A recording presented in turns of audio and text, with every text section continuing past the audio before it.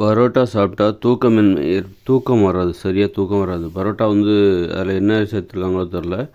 ஒருவேளை அது சூடான ஒரு உணவுப் பொருள், ரொம்ப வெப்பம் நிறைந்த ஒரு உணவுப் பொருளாக இருக்கலாம். அல்லது அதில் கெமிக்கல் சேர்க்கப்பட்டிருக்கலாம்.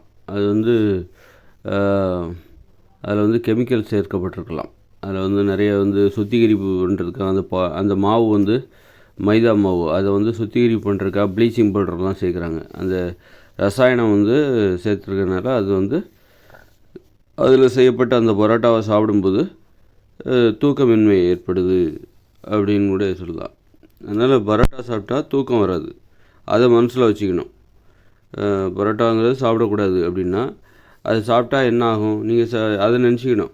சாப்பிட்றதுக்கு முன்னாடி இன்றைக்கி இது சாப்பிட்டா நமக்கு இன்றைக்கி தூக்கம் வராது, நைட்டு தூக்கம் போயிடும் அப்படிங்கிறத மனசில் வச்சுக்கிட்டு அதை சாப்பிட்லாமா வேண்டாமா அப்படிங்கிறத முடிவு பண்ணிக்கணும்.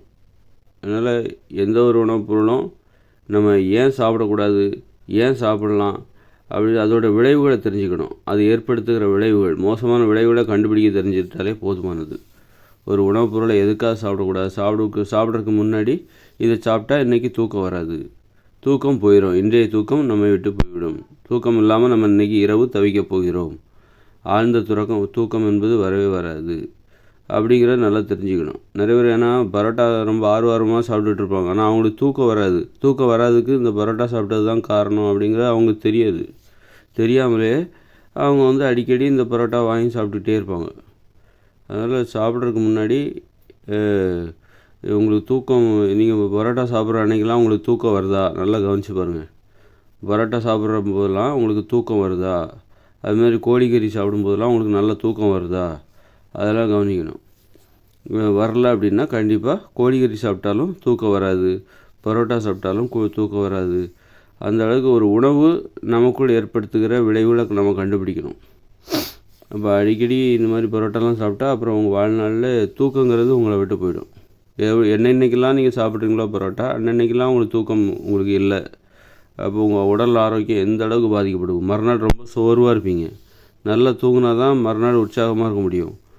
அப்போ மறுநாள் நீங்கள் ஒரு நாளைக்கு நல்லா தூங்கலை அப்படின்னா மறுநாள் பகலில் ரொம்ப சோர்வாக இருப்பீங்க, ரொம்ப சோர்வாக இருக்கும். அப்போ மறுநாள் வேலையும் பாதிக்கும்.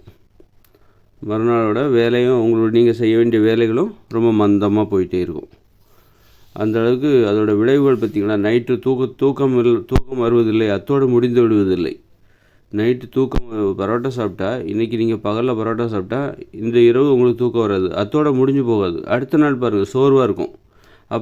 அப்போ இன்றைக்கி நீங்கள் பரோட்டா சாப்பிட்டா அடுத்த நாள் நீங்கள் சோர்வாக இருப்பீங்க. அதோட விளைவு, இன்னொரு விளைவு, அடுத்த நாள் நீங்கள் சோர்வாக இருப்பீங்க.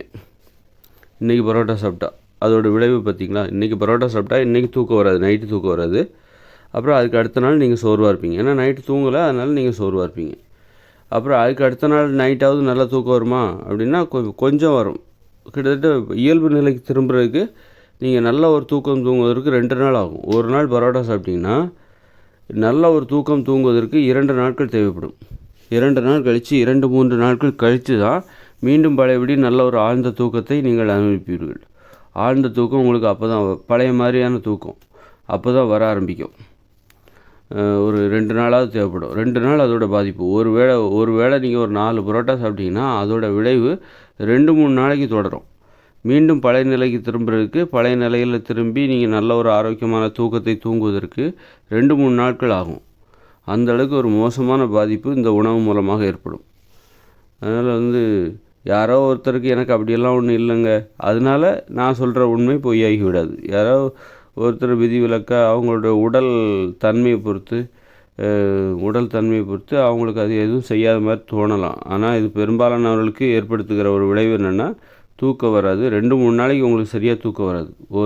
ஒரு நாள் பரோட்டா சாப்பிட்டீங்கன்னா 2-3 நாளைக்கு சரியாக தூக்கம் வராது. சரி, இன்றைக்கும் பரோட்டா சாப்பிட்றீங்க, நாளைக்கும் பரோட்டா சாப்பிட்டிங்கன்னா அவங்க கதை அது தான். தொடர்ச்சியாக அந்த மாதிரி உங்களுக்கு தூக்கம் இல்லாமல் போய்விடும்.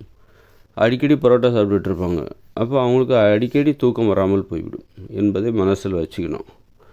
ஒரு உணவை சாப்பிடும்போது அதோடய விளைவுகள் என்ன அப்படிங்கிறத தெரிஞ்சுக்கிட்டாலே நீங்கள் அந்த உணவை சாப்பிட மாட்டீங்க.